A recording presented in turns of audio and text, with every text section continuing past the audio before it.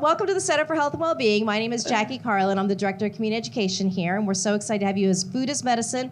How do we say this? How to Feed Your Gut Microbiome. Make sure I got the title right. So this is one of our hybrid events we do once a month in partnership with our friends at AdventHealth. So we've got some lucky folks here in the Nutrition Theater who are going to get to sample this. But for those of you at home, I will be dropping the recipe booklet into the chat in just a few minutes. And for everybody here, whether you're in person or at home, we are recording this entire presentation and we'll be sending out a link to everybody. So you can share it with friends, you can watch it yourself. They'll have helpful links in there. So if you can't take notes furiously, either at home or in person, you're going to get a recording of it afterwards. So, but we really we love doing these ones because they're so focused on a specific topic, and really we want you to learn from this today. So use the chat for those folks at home, and for you here in the room, ask your questions. It's going to be very interactive. I always say this because, and again today, it's all ladies in the room. It's girlfriends around a kitchen table. We're all chatting. We're all talking. So, feel free to ask your questions. We might ask you to pause. Our experts here will repeat your questions back so the folks at home can hear it. So, but just, we want to hear from you as we go throughout it. So, other housekeeping things for those folks here in the room, let's make sure our cell phones are turned off or at least on quiet so we're not interrupting. And for those of you at home, please do keep your speakers muted. And you can turn your cameras off if you want, but we really don't want to interfere with the folks at home so that they can hear everything happening in here. Also, for those of you home in the chat, feel free to speak up if you say, hey, I didn't see that product. We will bring it over to these cameras for you. So we'll try to make sure everybody sees it. So other things, everybody that's attending today will receive a survey afterwards. That's a really good spot to not only let us know how today went, but what other specific topics like this you'd like to see in the future. I'm always working with our AdventHealth friends to bring, especially, come on in, health-related topics. Hi. But Allison does all sorts of other things.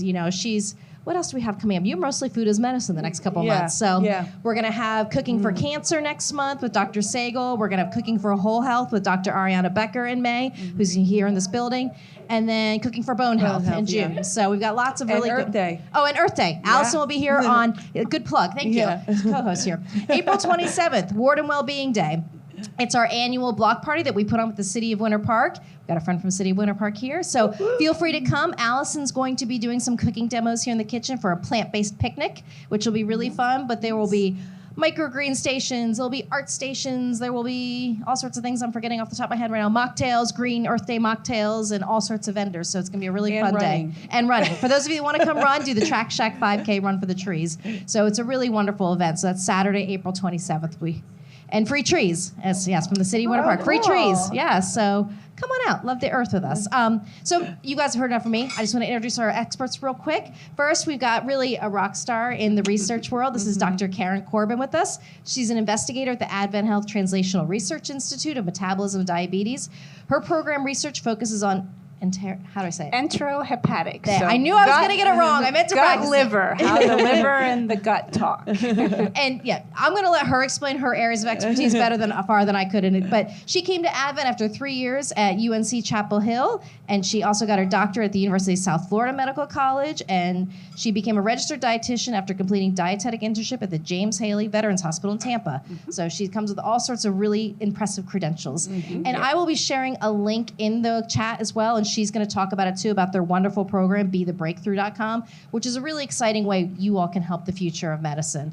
And another plug, one of her studies last year was featured all over the world, including the Washington Post, Wall Street Journal, all sorts of areas. So we're going to talk about that today as well. Exciting. So Allison Harrell, who many of you know, is a registered dietitian, a culinary medicine specialist. She's a plant-based chef who is here all the time, and we love her so much. And not only does she bring wonderful food and nutrition knowledge, she's got the best source of kitchen gadgets of anybody. So you guys are going to learn things today about things you didn't even know existed to add to your repertoire at home. And as you can already see, one of the things she's helping us with here is our composting.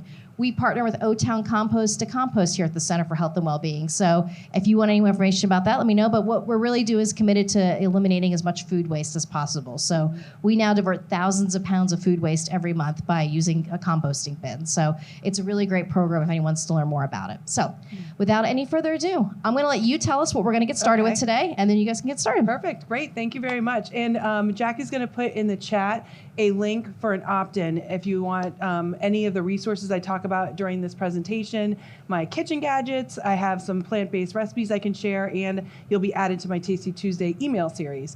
But what we're going to be creating today is, first we're going to be making a turkey picadillo served over a blend of quinoa and brown rice. I love turkey picadillo. This is one of my favorite dishes. I batch this all the time. And we're going to make some baked tostones. Tostones are plantains, and they're typically fried, but we're going to make it in a little bit healthier way and bake them. And then we're going to be making this bulgur salad with lots of different vegetables in it, okay? So I'm just going to get started with browning the turkey meat, and we'll let Dr. Corbin talk about her research as I'm cooking along. Perfect. Thank you guys for coming. I'm so excited to be here. I've been a registered dietitian for over 25 years, and I've dreamed about doing science that could get to people's kitchen tables. And that's why I had this idea. I want to come here and do this because the research and the findings we had are going to go into these recipes. And you probably are wondering what the gut microbiome is. You have lots of bacteria that live in the colon, and they do all kinds of things to you. They change how you think, they release hormones, and they also impact how many calories you absorb from the food you eat. And that was the big finding from our research, that when you eat diets like the ones you're going to eat today, that feed your gut microbes because they have things like fiber, like resistant starch. They don't have a lot of processed ingredients. They're whole foods, and they're bigger pieces. You'll see Allison will talk about why I asked her to make the chops a little bit bigger. When you eat bigger pieces of food, they have a chance of getting down to the colon and feeding the gut microbes. So if you feed them more, you feed yourself less, and for most people, that's actually a good thing. And we found that people that eat the same amount of calories at the mouth, when they eat this kind of food, they absorb 116 calories a day less from the food that they ate because the microbes help divert it away from the body. So that's very exciting. If anybody's watching their weight, or even if you're on an anti-obesity medication, you have to think about lifestyle and diet being always part of the equation. And by feeding your microbes more, you'll have a better chance of achieving whatever healthy weight you're looking to achieve. Yeah, and you mentioned resistant starch, and that's why I chose the rice that was already pre-made, because when it sits out, it creates that resistant starch. And also I wanted to show that you don't have to make everything from scratch. Sometimes you want some shortcuts, and so for today's rice that we're going to be using, our rice quinoa blend, I'm doing the Seeds of Change brand. And I saw some other ones that were BOGO this week. I'm a BOGO queen, just so you know, at Publix, that were BOGO, a different brand, but the flavor didn't really go well with this dish. And I chose this one because we're trying to increase our amount of fiber, and this has 5 grams of fiber per serving in it. Does anybody know how much fiber you're supposed to get in one day? Yeah, so you're supposed to get about 14 grams for every 1,000 calories. So that's about, 25-ish grams, depending. Most people eat somewhere 1,500, 2,000 calories. So that particular ingredient has 5 grams of fiber. That goes a long way to getting you to your 25. It's a fifth. And one of the other ingredients she has also has 5 grams of fiber. Mm-hmm. So you could get a lot at one time. Yeah. And with it being primarily plants, we're getting a lot of fiber in from these dishes because of all the plants that we're eating as well. I'm going to move over to cut up the plantains so I can get that in the oven while this is sautéing. And so this is a plantain. Have you ever cooked with plantains at home before? Some people are intimidated by it, but they look like bananas, and they're a little bit tougher, so I just cut the edges off. You can see that in the camera. And I'm just going to score it here and just peel the outer part of the plantain. And I'm going to put them I'm going to cube them and put them in a bowl and put some olive oil on it. And then I'm going to bake it in the oven. And then when they're finished baking, I'm going to take it out and smash it. I will show you that. But I didn't show you this kitchen gadget. I love this thing. This is an olive oil or oil dispenser, and you can squeeze it, and it'll measure out how much you need. Oh, nice. So cool.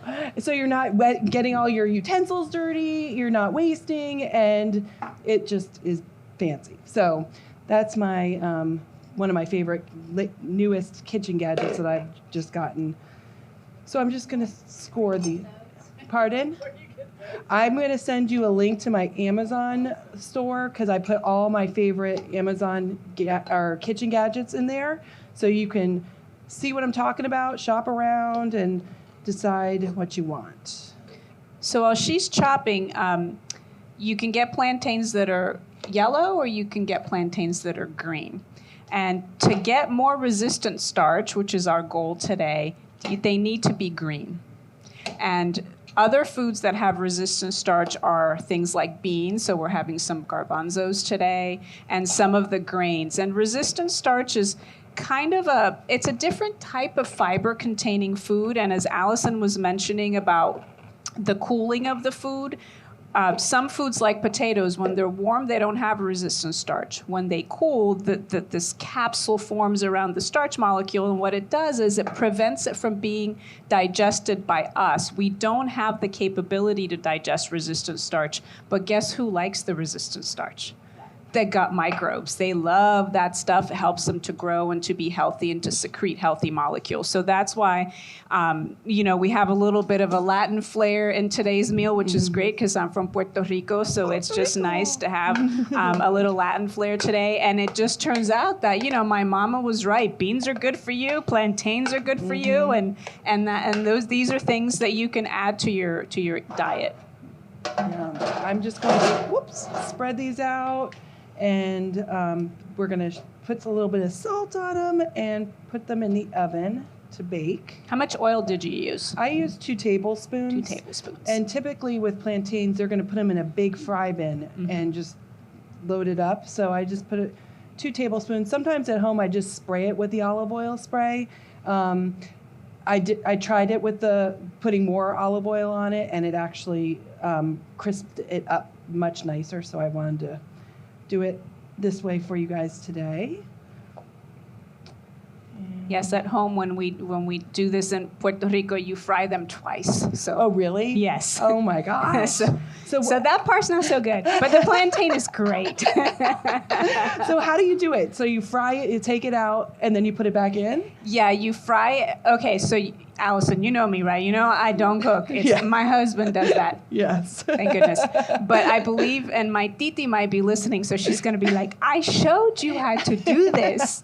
So I think you fry them, you smash them flat, and then you fry them again. Oh, yeah. And that's how they get super crispy. So today we're not doing that, but the plantains still have the resistant starch, which is very good for those bacteria. Yeah, so I'm going to be baking them, then smashing them, then baking them again. So Allison found a better way. Yes.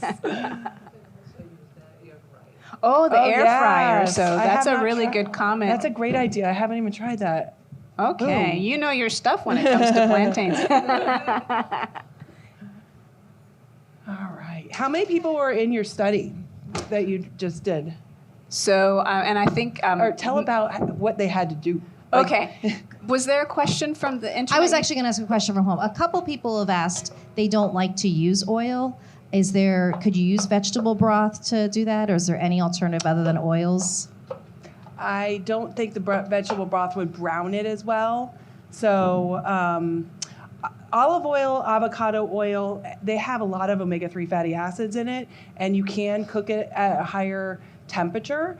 So I don't know what the reason behind not wanting to use oil, but I'm just saying it's not, it can add health benefits to you, but I don't think the vegetable broth will let it brown as well. You could try it and see, but I don't think it wouldn't really crisp it up.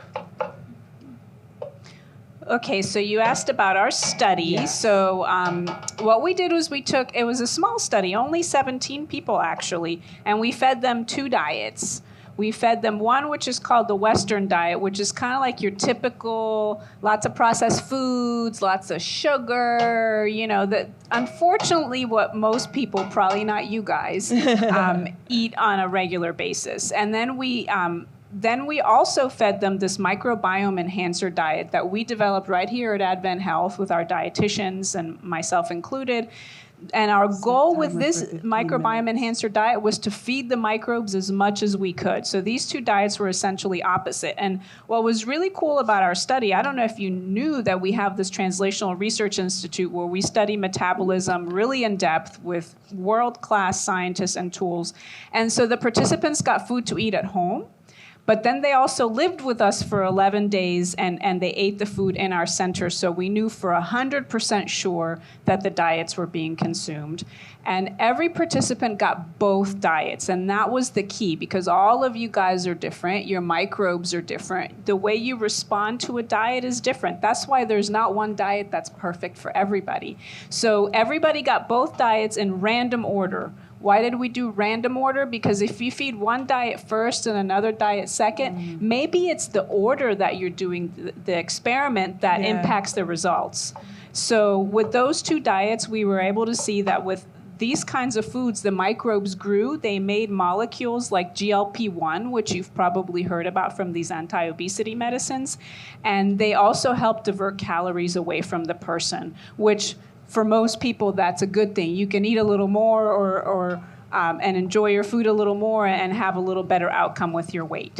That's amazing. Thank So you. what did they do when they were not eating? Sitting in there for 11 days. It sounds like prison. Well, we have a very nice facility, and they have their own private room that's nicer than a hospital room. It has a window, it has a TV, it has a phone. We give you the Wi-Fi, and nowadays a lot of people work from home. Right. So when they weren't having tests done or anything, they can work and still, earn their living while they're living in our center. We also have really nice people that keep everybody engaged. And people do okay. We have a study right now where people are living with us for 28 days. Wow. They're doing just fine. Wow.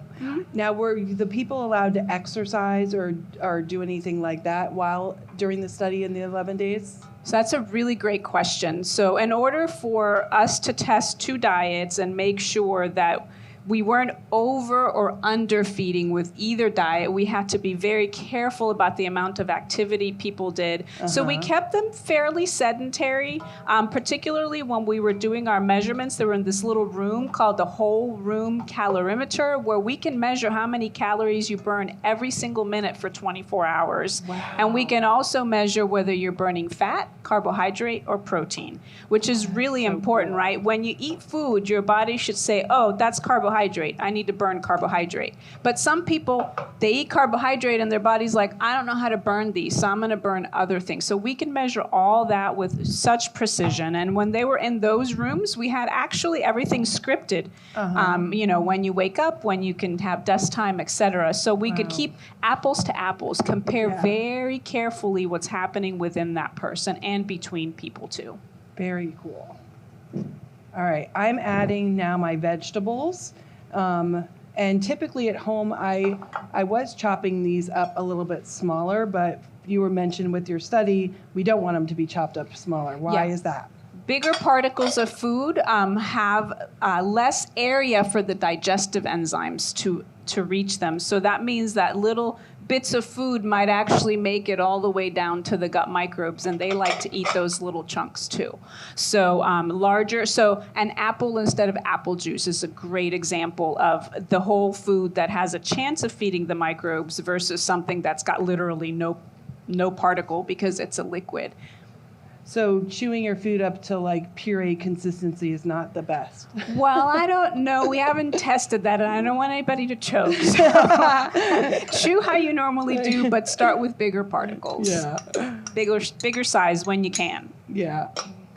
Very cool. Okay, so I've added in, we've got onions, celery, and peppers. And I wanted to show you another time-saving tool in the kitchen is a food chopper. It's not necessary, but I like it because when I do these classes, I'm like chopping a million things, and it takes hours to do it for this many people. So then I'm like, why am I doing this with my knife all the time when I could just throw it in my chopper and have it all, it's broken, I need a new one. Have it all uniform, take out my frustration, and then I have the perfect shape. Stress relief. Yeah, stress relief. Yelling at the kids, come clean out the dishwasher. Bam! So I really like this tool, and I will share the link to this. I actually bought this one at Aldi. It's lasted me a year and a half. I do need to get a new one, but it works just fine. You probably use yours a lot. I do. Yeah, for sure. But like at home, it's really cool. Like if you're gonna make a salad, and I like to do a salad bar in the fridge so that I have all my vegetables already chopped up, so I can pick and choose what I want. Like, do I want to make a picadillo? Do I want to make a stir fry? Do I want to make a salad? I've got all the ingredients already chopped. But if I don't have that, then I'm like, I could just chop all the toppings of my salad in here and just pour it over the lettuce. So it definitely saves you time. Cooking is not easy, okay? People think, oh, it's so easy, just cook. All have to eat. But it's something, a skill you kind of have to learn, and not everyone likes cooking. And part of the barrier is this chopping and all that stuff. They're like, nah, I don't want to do that. So I like to teach my clients shortcuts to make it easier so that they can get some good, delicious, healthy food for their family and themselves. Now that smells really good. What spices did you put in there? I put oregano, cumin, red pepper flakes. I didn't add too much, so I brought extra in case you guys like spicy. Paprika and garlic. And now I'm going to add some tomato paste. Nice. And we're going to add some apple cider vinegar to this. And we're going to let this simmer down. And then towards the end, I'm going to add some raisins. I chose some golden raisins, and it'll add a little bit of sweetness, and capers. This typically has olives in it, but I don't like olives. To me, it tastes like dirty water. One of our physicians, Dr. Pratley, he hates olives so much, so he would be like your bestie. Yeah, but capers I like.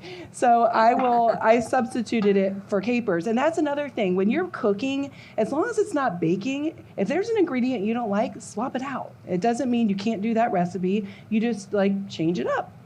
And if you really like it more tomatoey or more vinegary, add a little bit more. I encourage you to taste while you're cooking, so you know, do I need to add some spice to this or not? But so I'm just gonna stir this up and then let it simmer for about 30 minutes, and then move on to assembling our bulgur salad. Yeah.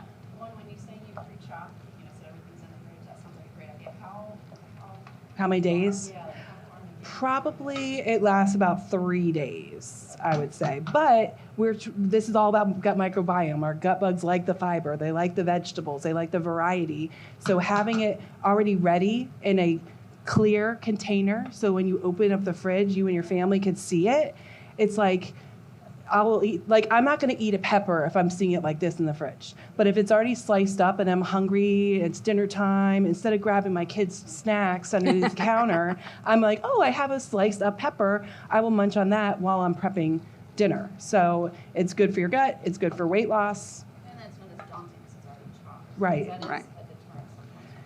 Right. And put the television on while you're chopping or listen to a podcast.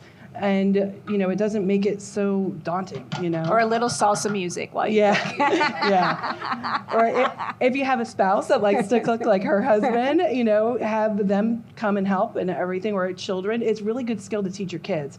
I went away to college at UF, go Gators. I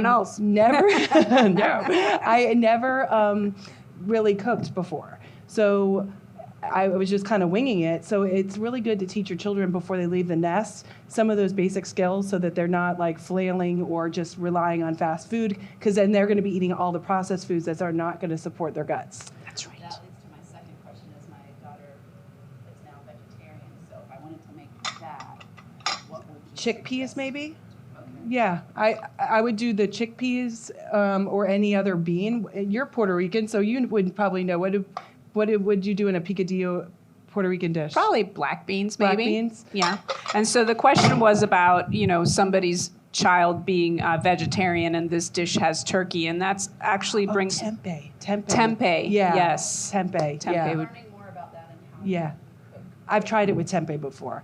And I was going to do it with tempeh, but we talked about it, and we wanted to do the turkey instead. And why did you... And explain why. So when we, everybody has their preferences, right? And so when you feed your microbes, the diet definitely is going to be plant forward. It's going to have a lot of plant foods, but some people don't just want to eat plants. So the diets we fed in the study had different sources of protein, both plant and animal based. So I think the idea is everybody can feed their microbes within their culture, within their preferences, within what makes them happy. I mean, food is not just about health. You got to like what you're eating. You don't want to eat cardboard, right? So we wanted to show that, you don't necessarily have to eliminate certain sources of protein if you choose not to do that. Speaking of the study, somebody had a question. What happened if the participants got really hungry between their meals? Did they come complaining to you, or how did you guys deal with that? So, we had wonderful participants, and participants are the lifeblood of science. I could not have achieved anything in my career without people like you volunteering for research, and that's what that campaign that will go out to you guys is for you to sign up and say, hey, I'm willing to help somebody like me do their science. But they were really good. We were worried that by giving them so much fiber and resistant starch, they were going to have tummy aches and stuff, and they were going to complain a lot, but they didn't. And I think part of it is because we had them eat the food at home first so they could kind of get used to it. And so we didn't have those issues, but when you are in a research study, you are required to consume all the foods. I don't think anybody complained about being hungry, to be honest. Did anyone not like it? Like, what if, I hate lima beans, I'm not eating that? Well, because that would be me. Yes. So we screen for food preferences, and we say, here's what you're going to eat. If you're going to sign up for the study, you got to eat this stuff. And if they're like, I don't like this stuff, then we're like, sorry, you can't be in the study. So we have to keep... it's because we want everybody to undergo the same experience with food so that we get results that are comparable. So thankfully, our participants did fine and didn't have any problems with hunger or not liking the food. That's great. It's because we have another dietitian that has a wonderful research kitchen, and they know how to cook. So if I was making the food, they would have complained a lot. So you have a kitchen. Obviously, you have a kitchen there because it's like a whole house, right? Yeah, it's like a whole 3-floor building where everything that we need to do for the study is in that building, which is really nice. You don't have to go to 5 different buildings for most of our studies. Everything happens in our building. We have a research kitchen, which is not much different than any other kitchen, except instead of cups and teaspoons, everything's weighed so that we know exactly how many grams of food they're getting. Because, the pepper pieces are different sizes, so you can put 3 different cups of peppers, and when you weigh them, they're not the same. Yeah, and you don't need that kind of precision at home, thank goodness, because that takes way too much time to do that. But in a study, you need that level of precision. I know. When I research recipes and I find them in grams, I'm like, forget it. I can't do that. Yes. The turkey is in that. Yeah. Yes. Yeah. Not of that. This is going to be vegetarian, and the plantains will be vegetarian. Typically, in our programming, we do vegetarian dishes. Oh, did you talk about why we didn't do the tempeh? Because I mentioned tempeh first because I typically do vegetarian, and there is a reason. Yeah, we just talked about it, that we wanted to show that in our study we had different types of proteins, and it still worked so that people could feed their microbes however it made them happy. Yes. Okay, so here I am going to be assembling our bulgur salad. So we could have used bulgur wheat or quinoa. Farro would be another grain that you could use.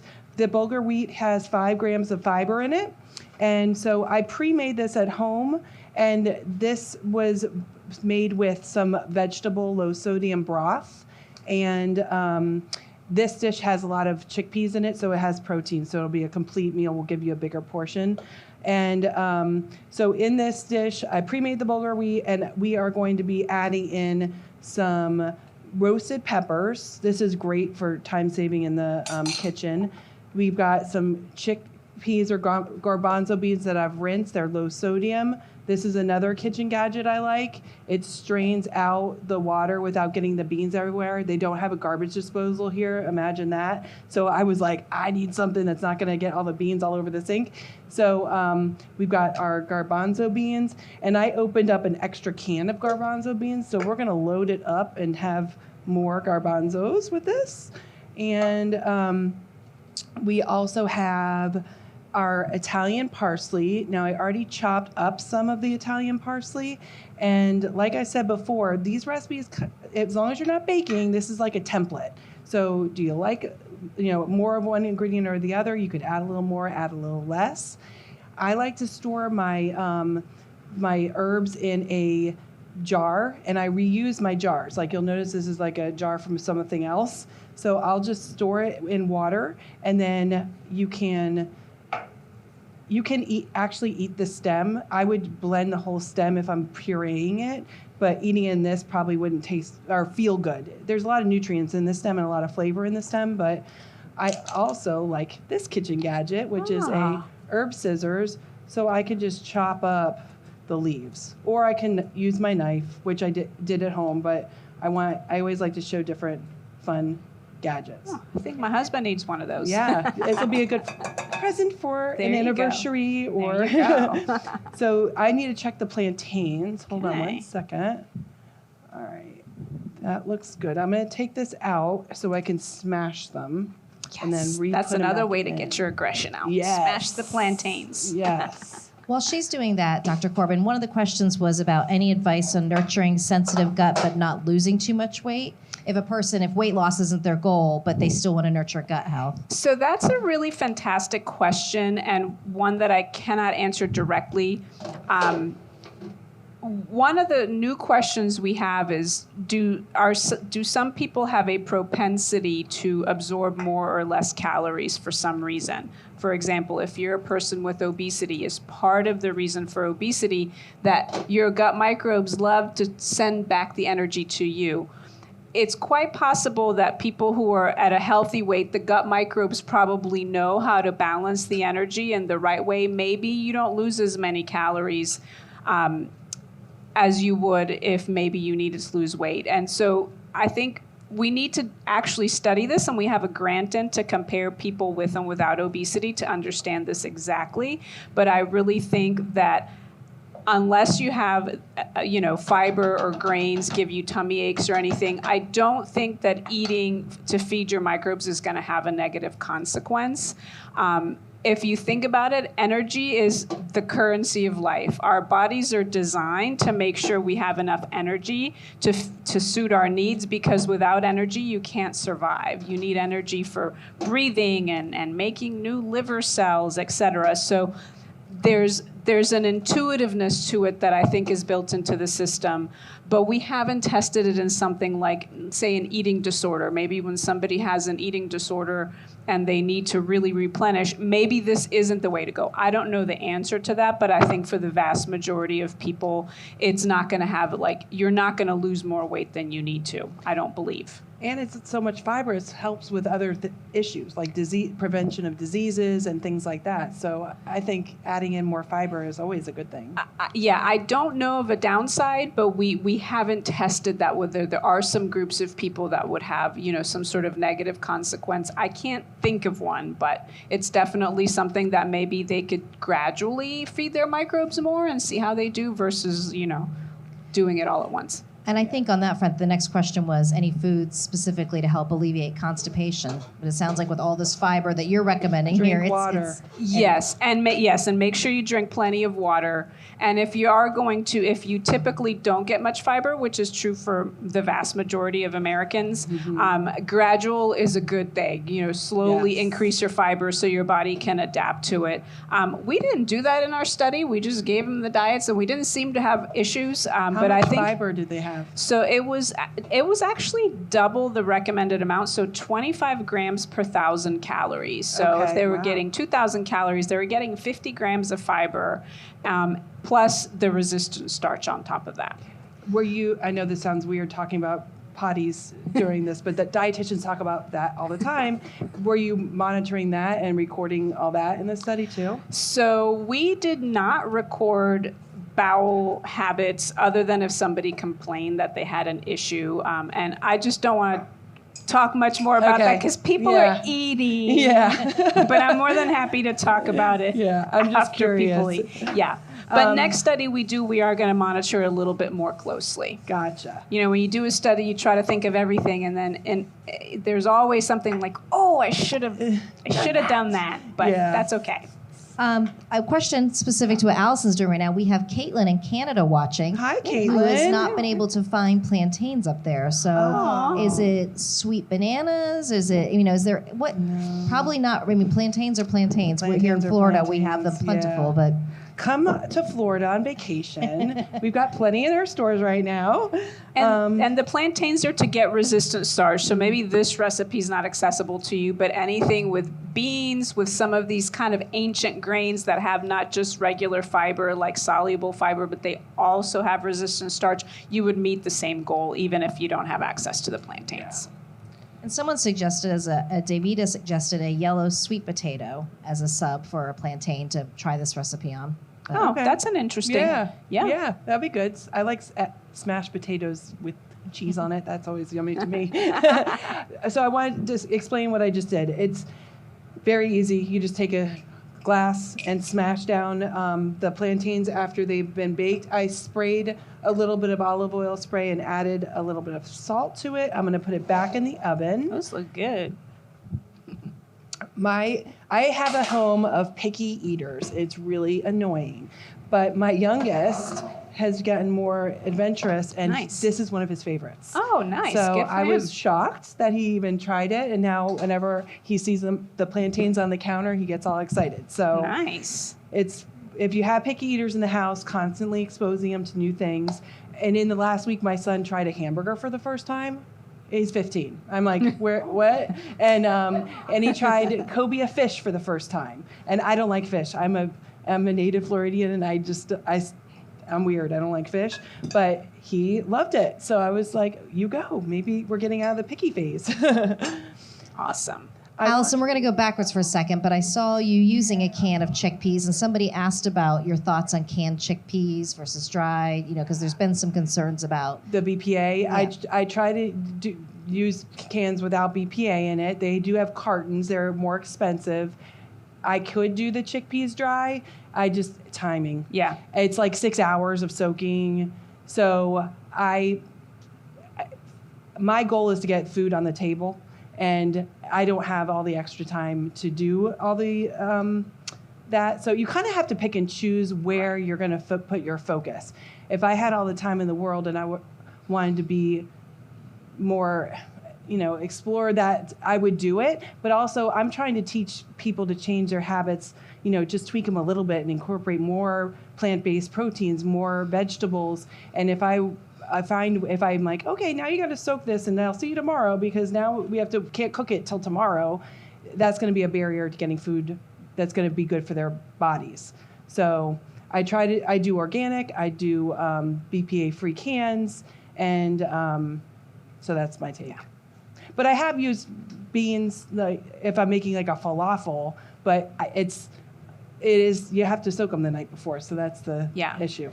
And I think like with everything, moderation is so important. So, I don't think, unfortunately, unless we had our own farms and grew all our own food and that we could get away from, every single thing that maybe isn't as good for us. But I think if we have plenty of the healthiest things that are accessible to us, I don't think it's a huge worry if once in a while you use a can. Yeah. Yeah.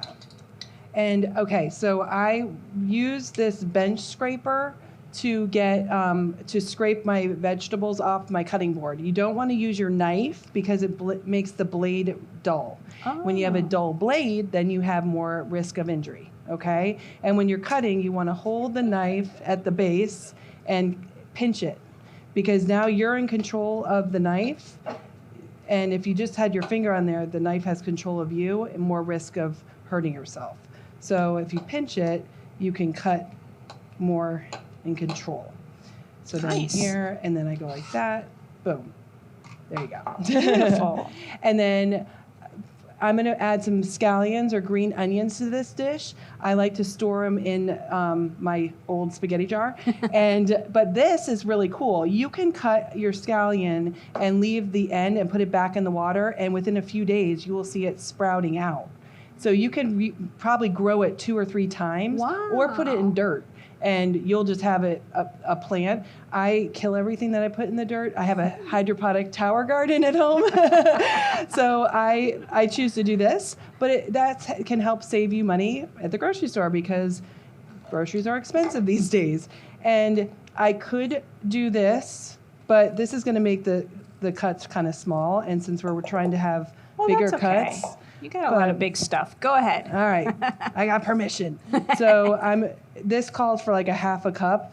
So I could go, if I was I would use these scissors if I was doing a salad, but for the volume that I'm going to use my knife. But the cool thing with these scissors, the protective top actually helps you clean it. Oh, nice. Because I've learned the hard way, when you use your fingers on it, you're going to cut yourself. So use this. So I'm going to take my scallions. I'm going to drop my old one in there. You do want to change the water up occasionally because it will get cloudy and yucky. So you want to exchange out the water every few days.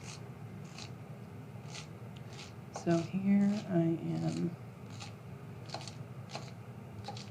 Whoops. I need to check on those plantains. Thank you. They're not burned. That's all I can say. Whether they're ready, I have no idea. A little bit more. I love it. And see, not all dietitians like to cook. So it's kind of cool. That's a misconception. Oh, you're a dietitian, you like to cook. Not all of them do. Her husband's an incredible cook, I can tell you that. But, okay. So I'm almost done with the salad. I wanted to show you something else. So when you're buying your, I'm putting in some paprika and some garlic in here. When you're buying your cheeses, like feta cheese, are you dairy intolerant? Anybody dairy intolerant in here? No? Yes? Okay, well, I'll take out a little bit for you. It's totally fine. But so when you buy your cheese, it's convenient to get it already crumbled up and stuff in the container, but a lot of times they put some anti-caking agents on that. So also you get more bang for your buck when you just crumble it yourself. The volume will be so much more than what you are spending. Look at that. I'm making a huge mess. But you can just crumble it up yourself and save a lot of money. You can freeze your cheeses too. So if you go to some of those big stores and buy a big bulk of shredded cheese, you can put that in the freezer, portion it out into smaller Ziploc baggies. All right. We need to add some vinegar. So this said you can add some balsamic or red wine vinegar. Let's do a vote. What do you think? Balsamic? Raise your hand for balsamic. Okay. All right. Looks like the majority. Okay, we'll do balsamic. That sounds perfect to me. Okay, let me clean up around here. Hold on a minute. Look, I'm stirring stuff. That's just to make sure it doesn't burn on the bottom. Please. Why don't you pour these in and stir? Okay. You're like, I don't want to do that. I do help my husband a little, but sometimes I mess stuff up. Oh, the whole thing? Yeah, whole thing. I love it. Scared. Like I messed up already. I love capers. Capers are so delicious. All right, some salt. Yeah, you definitely have to get photos of Dr. Corbin cooking. Yeah. And it doesn't happen very often. We'll send it to your husband. Yeah, I'll put it on the internet and say, well, once in a while I cook. All right, pepper, and then have photographic evidence now. yes, that I can do it. I just don't want to. That's what I say about ironing. Ironing's like the worst thing. Who invented that? I refuse. I don't like when it. I met my husband, I was like, that's one thing I won't do. You just need to accept that. And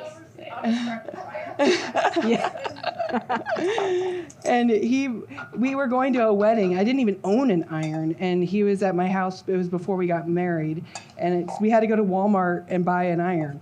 I'm like, but you're doing it, not me. I'm not doing that. I'll cook. Yeah. Yeah. Yes. Okay. So in this, we have bulgur wheat.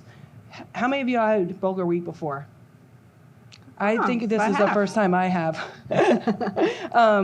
We cooked it in vegetable broth. We have garlic, parsley here, the garbanzo beans. I doubled the garbanzo beans, red peppers that are roasted, green onions, the balsamic vinegar, paprika, salt, pepper, and then I'm gonna portion. Does anyone not want feta in it?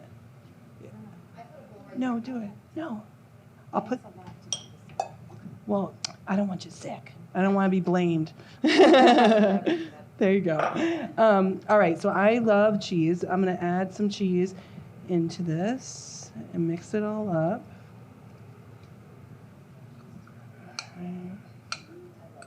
I love cheese too. Yeah. I know, me Moderation and too. variety. You know, you got to eat what you love. Yes. It's a good accessory. If it helps you eat more fiber-filled foods, I'm happy with the cheese. There you go. All right, I think we need a little more.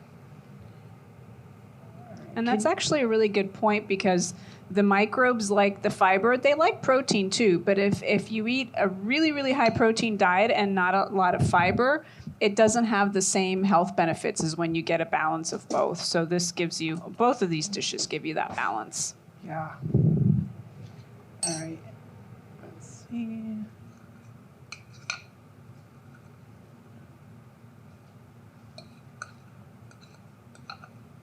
And this is, you can use queso fresco or feta cheese. I always have a hard time finding queso fresco in my Publix, so they taste very similar. All right, and I encourage when you're cooking to taste to make sure you've got the right blend of flavor. Still not burned. Yay. Aileen, or Dr. Corbin, Aileen asks, what do you consider the ancient grains?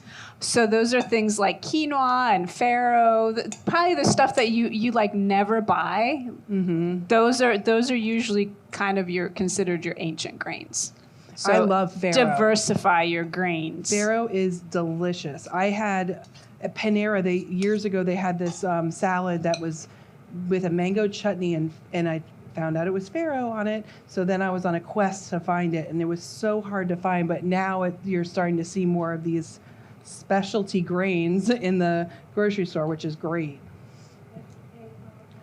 Yep. Yes, Farro. It's in the rice section, and it's about eye level. It's chewy, nutty flavor. I love it. Actually, and you can talk for a moment. Last month, Allison did a cooking class with Dr. Patricia Guerrero, a cardiologist at AdventHealth, and she turned us on to some wild rice, which is it's considered what is a legume, is what we learned from her, and some lentils. So it was, and she helped us to source them and order them. I'll put a link in the chat to the full video, and if you guys go to our website and just search Heart Healthy Cooking or Food is Medicine, you can watch the whole video from that. But it was all sorts of things we learned about ancient rices, and which aren't really rice, and grains. So, Well, that's awesome, and that's actually a great point because things that are good for your microbes are also good for your heart, are also good for your blood sugar, are also good for your blood pressure. And sometimes carbohydrates get a bad rap, and usually the issue with carbohydrates is when they're refined, when you take out all, like these ancient grains, it's the whole grain with the outside part too, and that's where the fiber is, and there's vitamins and such. So going for the whole grains, it makes a whole difference in how your body reacts to them.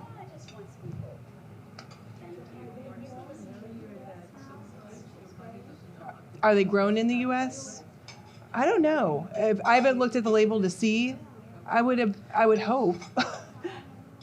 The ancient grains, she asked if they're grown in the U.S. I would think that they have some, at least. I would think so, but I don't actually know that if they're grown in the U.S. And then the other question I just got was about, I mentioned that some people maybe aren't able to use the carbohydrates the same way.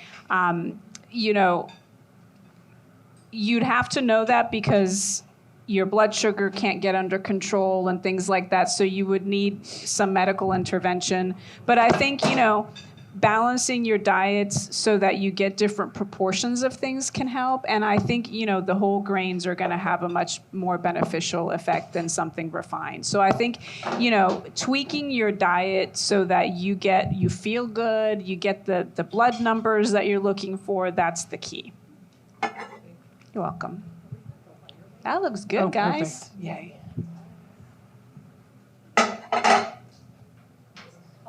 All right. That's huge. Yeah. Yeah. That's fine. Eh.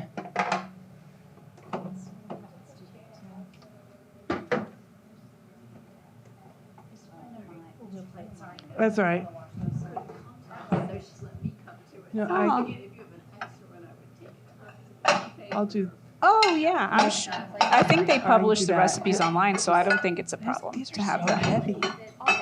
Okay. Let me put them on. I'm like,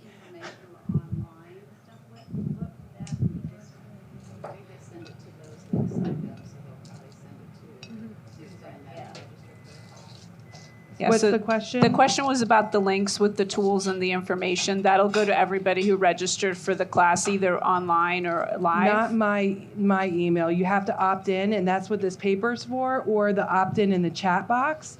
Then I send out a separate email with some recipes and the links to the tools, and then you're added to my Tasty Tuesday email series that I send a new recipe out every Tuesday. But the recipes they'll get, correct? Yeah, you get the recipes from this.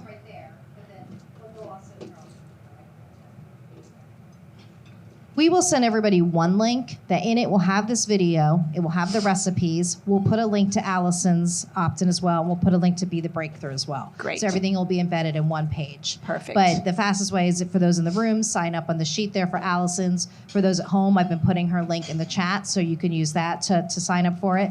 And then our friends at the AdventHealth Research Institute have also been posting about Be the Breakthrough and sharing the flyer there with more information. So Wonderful. We're throwing it at you all in a lot of ways. So Yeah. Here are some plantains. Take as many as you want. I'll take the whole plate. And while those are being passed around, Dr. Corbin, we just got a question do you have an example of snacks that are good for a gut microbiome? Yeah, sure. So whole fruit, whole nuts, any type of, Allison, what's a good whole grain snack? Besides fruit or nuts, like whole nuts? You have to look. I don't really eat whole grain snacks that very often, but a good cracker. I would look at. Oh, like a rye cracker Yeah. that has the resistant starch. Yeah. So hopefully that helps. All right, microwave. I heated up the rice in. So I was just asked about breakfast, and breakfast being a hard one. It is a little bit harder. I have found some nice pancakes and waffles that have a lot more fiber in them. So they used to make these really good ones by Kashi, and I cannot find those anymore. I think they're gone. I'm so heartbroken because those were great. Having fruit with your breakfast, or maybe making a yogurt that has a lot. You can add the seeds to the yogurt and the nuts to the yogurt, so then you get both the prebiotics and the probiotics. Any of those could be good options for breakfast. Flax or chia or hemp seeds, any of that stuff? Exactly. I like that. Added to you can't add that to your eggs. That won't taste so good. Yeah. But to something like yogurt, Yeah. or even kind of doctor up your oatmeal, and add some more of the seeds to the oatmeal and the nuts to the oatmeal. I think it was one of your classes that you talked about the flax, and so I keep it everywhere. I have a little container Yeah. in the fridge at work. Dr. Verich and I talk about flax a lot. Yeah. And I'm like, I give flax to everybody.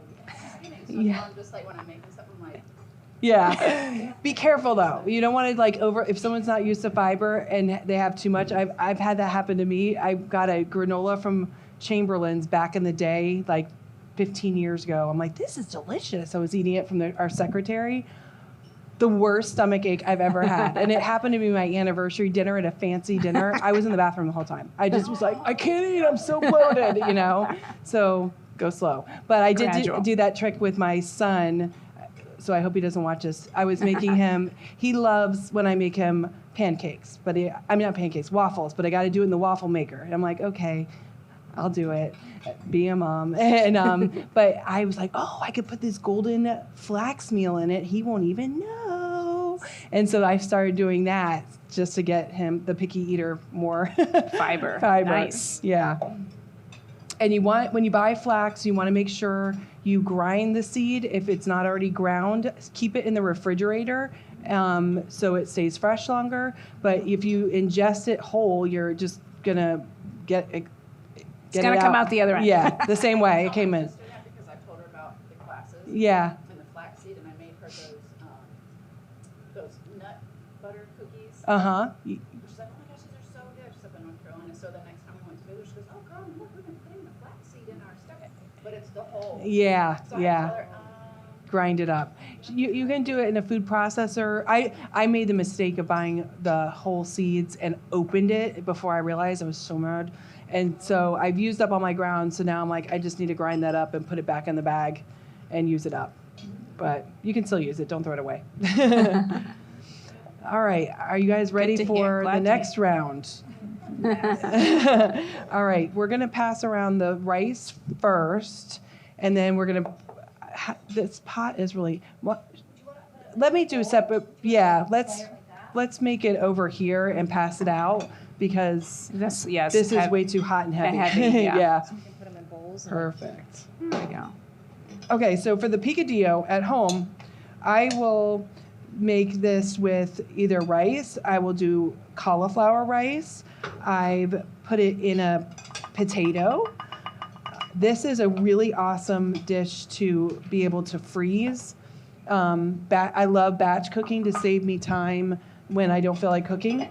So I will make a big batch and then freeze some of it and put it in the freezer and have it for lunch if I'm busy or kids are doing sports and I don't have time to cook for myself, but they're taken care of.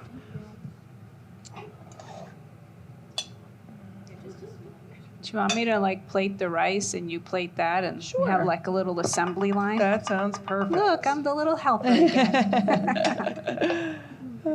How many spoons? Like 2? Yeah. Okay. so will this keep in the refrigerator? The bulgur, yeah. A couple days, yeah. So that would be a good meal. The question was about how long will this keep in the refrigerator, especially the For a rice? few days. The bulgur salad, all of it would stay in the fridge, except for the plantains would get soggy, I think, in the fridge. So, and I don't think you would have, I challenge you to see if you'd have any left, because they're so darn good. And it's so easy and inexpensive to make, And Dr. Corbin and Allison, actually both of you, we got a question about a lot of these meal ideas. I think the breakfast ones you're just talking about, are these swaps and these things good for those living with diabetes? Yes. So anytime you replace a refined grain with something that's more of a whole grain, there's going to be less of rice? an impact on blood sugar. Let me get more. Did we get everybody? That's okay. That's okay. All right. So she just wants rice. Okay, got it. And then we'll give our friend at the kiddie table. There you go.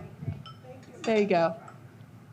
So I like these packets too. So a lot of times I hear people cooking for one. And I can relate because I was, for a period of time, a single mom that didn't have my kids all the time. So I was cooking for one as well. And I'm not necessarily wanting to cook up a big meal. So that's why batch cooking is so helpful. And these are great because one pouch, they call it a serving size. It's a lot bigger than what I would have for a serving. But this could last me for a couple meals. We had extra. You're welcome. Yeah, that's ridiculous. It's like 3 servings on the diabetic exchange. But they are saying 1 pouch is the serving size. But this would last me for like 3 meals. Or if I do make a batch of rice at home, I will put it in a big Ziploc bag, lay it flat, and score it, freeze it, and then it's scored so I can just break off a frozen piece and boom, I've got a serving.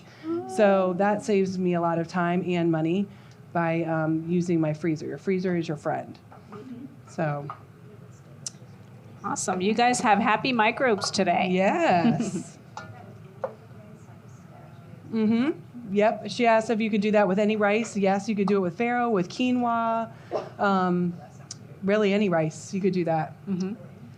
So I don't know if I must have missed it. Were you guys talking about cabbage before? Or maybe not. So it's a new question then. No. Okay, cabbage. New cabbage. I mean, new Better question. fresh, fermented, or cooked? Oh for the boy. gut? So the fermentation has to do with the microbes because there's a belief maybe fermented foods have a benefit for the microbes. We have not studied that directly, and I think, it's at this point I'd say it's more your preference. I don't think there have been really strong studies done to see exactly what fermented foods do to people's gut microbes and for whom. So I'd say go for your preference. This is very good. This is yummy. Yeah. We're getting rave reviews And- from the live audience, yes. so make this at home, people. And cabbage is also a cruciferous vegetable, and it's good for cancer prevention too. So we're talking about gut microbiomes and stuff like that and weight loss, but that also impacts so many other things: obesity, heart disease, diabetes, depression, anxiety, all sorts of stuff, because our gut's our second brain. So fiber, fiber, fiber. Yes, feed the microbes. That's the big lesson for the day. Yeah. All right, so the picadillo is like my legit favorite meal, and none of my family members eat it. Can you believe that? Comfort food. I know. So, since we have a second while they're eating, if Yeah. people wanted to know if you could go back and revisit, and I'll probably change the camera, your Yeah. fresh vegetable, your fresh herbs. Yes. So how long can you keep them? How long do you often do you change the water? This will last with the cilantro or parsley. It would last probably. I keep it on the countertop. It might last longer in the fridge, but it lasts like a week and a half. You'll start to see little yellowing on the outside of the leaves. But what you could also do is chop up the parsley, put it in an ice cube tray with a little bit of broth or oil, whatever you typically would cook it with, and then pop that out after it's frozen and put it in a big bag, keep it in your freezer. So if you're making like a spaghetti dish and you need some parsley, you have it. This will last for weeks and regrow. This is the green onions or scallions. So you want to cut it down to the end and then put it back in the water, and it will sprout literally in days. You'd be surprised. Do you even put it in a tall jar like that? Just the little nub underwater, or? Just a little nub underwater. The water's only up to here. I was just like in a rush, and Yeah. I didn't have any more short jars. And I just had spaghetti the other night, so it was out of the dishwasher, so I used that. But typically I would do a shorter jar.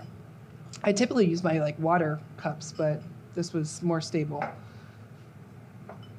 But yeah, freezing the different herbs in the ice cube trays. And the other day I made a dish that I made sweet and sour chicken, and I needed pineapple juice, but I needed a tablespoon. And I'm like, I'm not wasting this whole can, and I'm not drinking it. So what I did was I put it in the ice cube tray, froze it, boom. Next time you need it, you just chop it out. Yeah. Nice. Enchilada sauce. My son found a TikTok recipe that he really wanted, so I made that for him. And I needed 1 tablespoon of enchilada sauce, and I wasn't going to waste a $2 can of enchilada sauce, so I did the same thing. So now I've got it. Next time he wants that burrito again. And what else have I done? You could freeze a lot of vegetables too that you would be shocked. I'm a sucker for a farmer's market and a BOGO deal. So I have a million little baby tomatoes in my freezer, and you'd think, can you freeze tomatoes like that? Well, the little round ones you can freeze, and then when you're roasting vegetables, you just throw them onto the roasting pan, and they taste delicious. So I don't like to waste food. I also, at Costco, they have bags of organic zucchini for like $3.99. It's ridiculous, like 10 zucchini and squash. And I'm never going to eat that much in a week because I'm the only one eating it. But I chop it up into cubes and put it in the freezer. And then in my smoothies, I use that instead of ice cubes. You don't taste it. It tastes creamier, and you get another serving of vegetables and more fiber. Good for your I had that microbes. on my way here. What? Could you also roast those like you do with the tomatoes? They're very high in water content, so I have never tried that.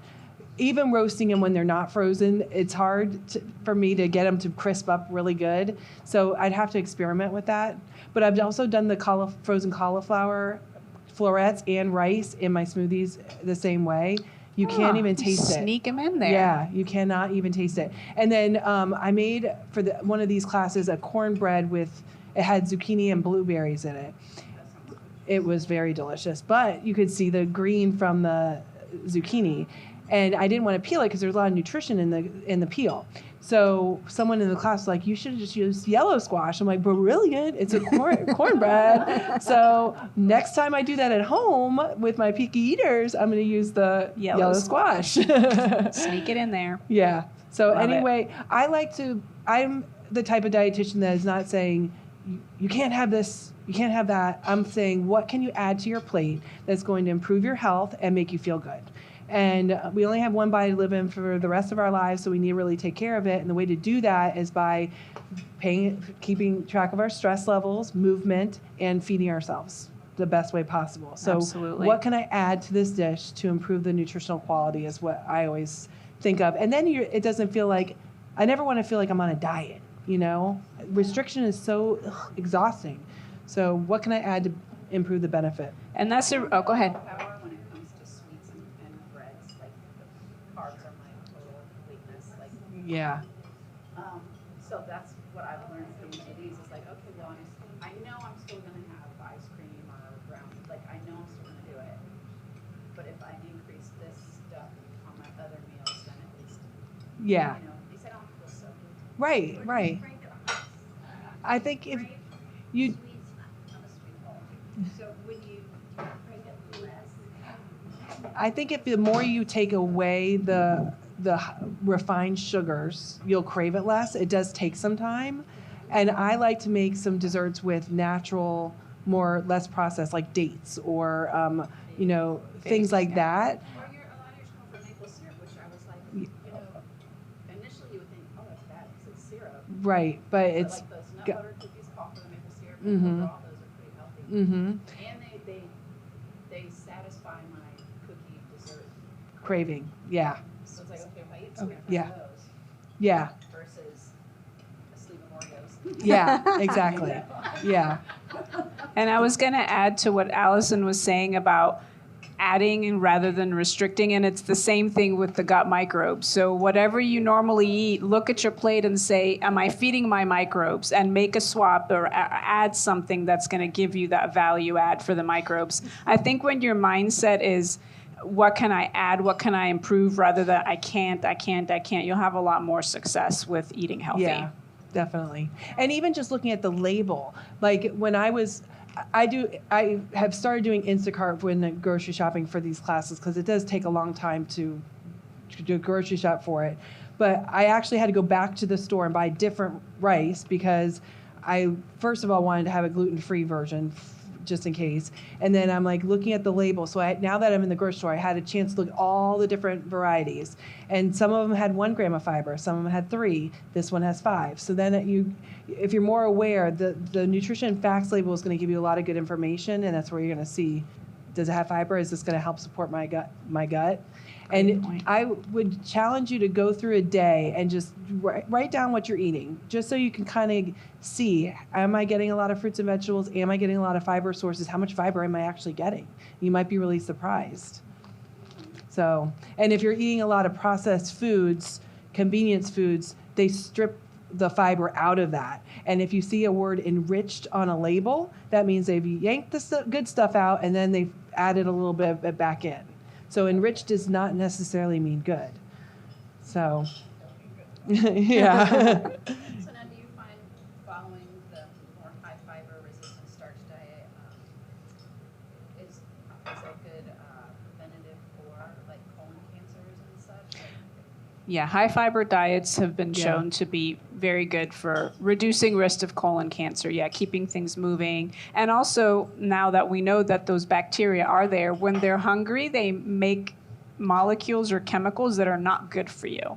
So having healthy microbes, they grow, they make things, they're good for your immune system. So beyond just the fiber piece and moving stuff is you're creating a healthy community down there that's supporting lots of different health aspects.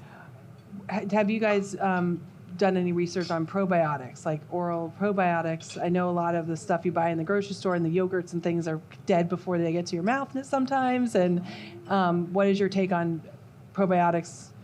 So today, with everything I know, I think focusing on prebiotics, which is what we did here. Prebiotics is stuff that feeds your microbes. That way you're feeding what you have. right? When you take a probiotic, it's whatever species they decide to put into the product, which you may or may not need, which may or may not actually make it to the colon and live there long enough. So I think until we know a little bit more about what everybody needs, it's hard for me to advocate for probiotics as a strategy. And it's very interesting because I've been learning that the microbes live in a community. It's like a neighborhood. And let's say like you need a cup of sugar to make something and you go to your neighbor and they won't give it to you. That's kind of how it works in the colon. You have microbes that compete.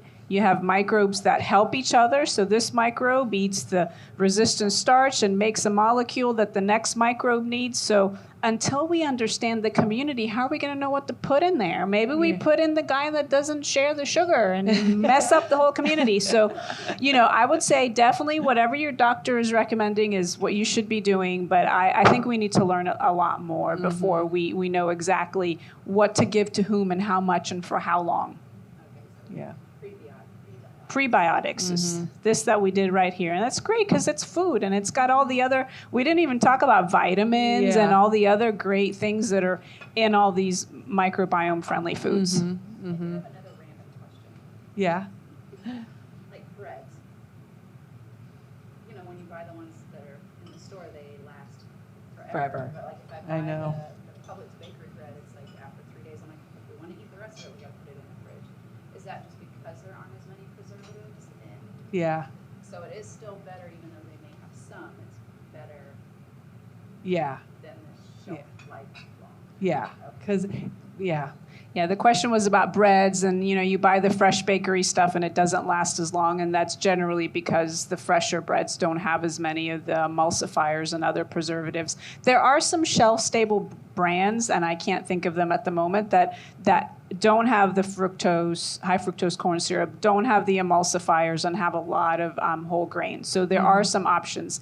It's just, they taste a little different. Look, I love me some really good white Cuban bread, French bread. It's good stuff. So, in moderation is fine, but maybe getting used to some of these other breads that don't have all those extra things and do have the grains. And like she was saying, like sometimes it's a cost thing. When the fresh bakery bread is $5, it probably deters people.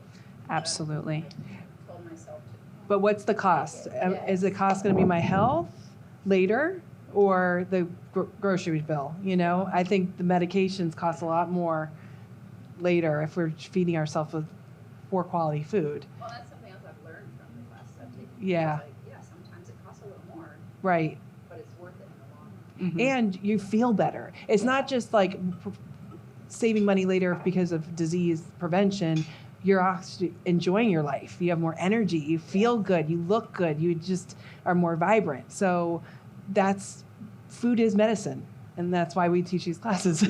Well, that's as good a place as any to wrap it up, Allison. Thank you. Thank you, guys. Allison. Thank Thank you. you, Dr. Corbin. And thank You're you all for welcome. participating, both here and at home. We lost our video for a couple minutes, so sorry to those at home, but the video feed to our studio was solid, so when we send out the link to everybody, that won't be gone. But sign up for more Food is Medicines. And again, if you can't make it in person, sign up for the webinars because we always offer these. And it's always a good idea to sign up for both because then you get the link afterwards too or can share it with friends. So we really appreciate both of you, your expertise. And we're going to wrap things up on the webinar end, but we're not kicking everybody out immediately, but we'll try to start wrapping up. So thanks everybody for coming today. And don't forget to do your surveys. Thank you. Thanks, and everybody. give us ideas of new topics that you like to have because that gives us ideas as well.